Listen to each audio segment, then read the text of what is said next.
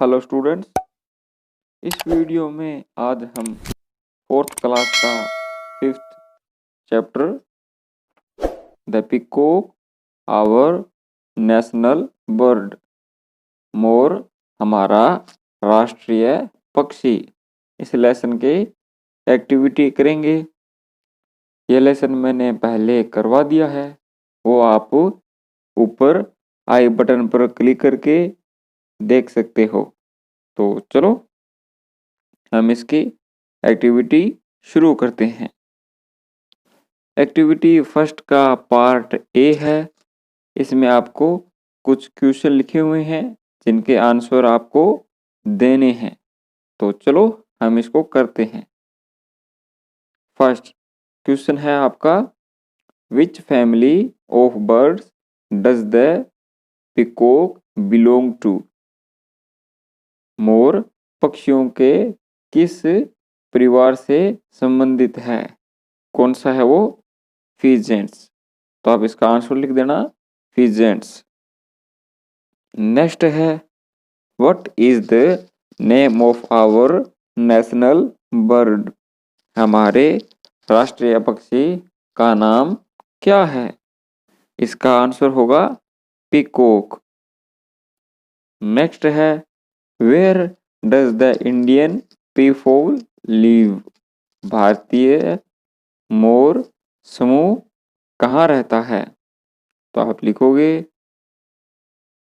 Humid area of the country, नमी युक्त क्षेत्रों में रहता है। नेक्स्ट है, what is the Sanskrit name for peacock? मोर का संस्कृत में क्या नाम है? तो आप लिखोगे मयूरा। क्या नाम है? म्यूरा, या हिंदी में म्यूर बोलते हैं इसको। नेक्स्ट क्वेश्चन है आपका, what does the name Mayura mean? Mayur नाम का अर्थ क्या है? इसका आंसर होगा ए किलर, एक हत्यारा। नेक्स्ट है, why is the peacock also called Neelkantha? मोर को नीलकंठ भी क्यों कहा जाता है? तो आप इसका आंसर लिखोगे, the peacock because of its blue neck. इसके नीले गर्दन के कारण इसे नीलकंठ कहा जाता है। लास्ट आपका क्वेश्चन है, why are the peacock feathers in great demand? मोर के पंखों की अत्यधिक डिमांड या मांग क्यों है? तो आप लिखोगे, because they are widely used in making hands fan.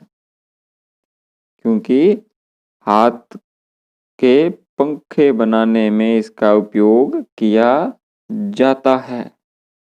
Next आपका एक्टिविटी फर्स्ट का ही पार्ट बी है। इसमें आपको ट्रू और फॉल्स बताने हैं। तो चलो इसको भी कर लेते हैं। फर्स्ट है, Miura is the Sanskrit name of A peacock. तो हमने पढ़ा था, उस हिसाब से देखें तो ये सही है कि म्यूरा है या म्यूर नाम है वो मोर का संस्कृत में नाम है। तो ये ट्रू है। नेक्स्ट है, ए पिकॉक इज कॉल्ड लालकंठा। क्या मोर को लालकंठा भी कहा जाता है? नहीं, ये फॉल्स है। तो अगर मोर को लालकंठा नहीं कहा जाता तो उसको क्या कहा जाता है? आप बताओगे। नेक्स्ट है, a peacock is the killer of snakes. मोर है वो सांप का हत्यारा होता है। तो ये भी सही है। नेक्स्ट है, a peacock has got only one colour feathers. मोर के जो फेदर होते हैं उसमें एक ही रंग होता है, तो ये फॉल्स है। नेक्स्ट है a peacock can fly very high. क्या एक मोर बहुत ऊपर तक उड़ सकता है? नहीं, तो ये भी फॉल्स है। नेक्स्ट है a peacock is eyes have marking of different colours in them. Peacock के आंखों पर अलग अलग रंगों की मार्किंग होती है, तो ये सही है। इस पे ट्रू लिखेंगे। नेक्स्ट आपकी एक्टिविटी सेकंड है। फर्स्ट है इसका write the names of the parts of a peacock's body. मोर के शरीर के अंगों के नाम लिखो। तो आप लिख सकते हो blue neck, beak, legs, iridescent blue green feathers. Next आपका पार्ट बी है जिसमें आपको वन वर्ड दिए हुए हैं, जिसमें लास्ट प्रत्येक क्वेश्चन के आगे आंसर का पहला शब्द लिखा हुआ है। आप समझ सकते हो कि वह शब्द कौन सा होगा। तो चलो हम पहला करते हैं। फर्स्ट है एनी लिविंग बीइंग्स। कोई भी जीवित प्राणी है उसको क्या कहते हैं? क्रिएचर। CREATURE। नेक्स्ट है एनीथिंग दैट अट्रैक्ट अस। कोई भी वस्तु जो हमें आकर्षित करती है उसको क्या लिखेंगे? अट्रैक्टिव। नेक्स्ट है a area with a large number of trees in it. एक स्थान जहां पर बहुत संख्या में पेड़ होते हैं, क्या बोलते हैं उसको? ग्रोव्स। GROVES। नेक्स्ट है having soft and delicate feather. बहुत ही कोमल जो पंख होते हैं उनको क्या बोलते हैं? या जो मुलायम होते हैं उनको फेदरी। और लास्ट है the opposite of a male is called. जो मेल का अपोजिट होता है उसको क्या बोलते हैं? फीमेल। एक्टिविटी सेकंड का ही नेक्स्ट पार्ट सी है जिसमें कुछ शब्द कॉलम ए में लिखे हुए हैं और कुछ स्टेटमेंट कॉलम बी में, तो आपको वो मैच करनी है। फर्स्ट ए है क्लस्टर, तो वो मैच किससे होगा? Forming small close groups. Next है मैग्निफिसेंट, ये किससे मैच होगा? Very beautiful and grand. ये मीनिंग मैंने लेसन करवाए थे तब करवा दिए थे, आई होप आपको याद होंगे। नेक्स्ट है इल्यूमिनेट। इल्यूमिनेट ये किससे मैच होगा?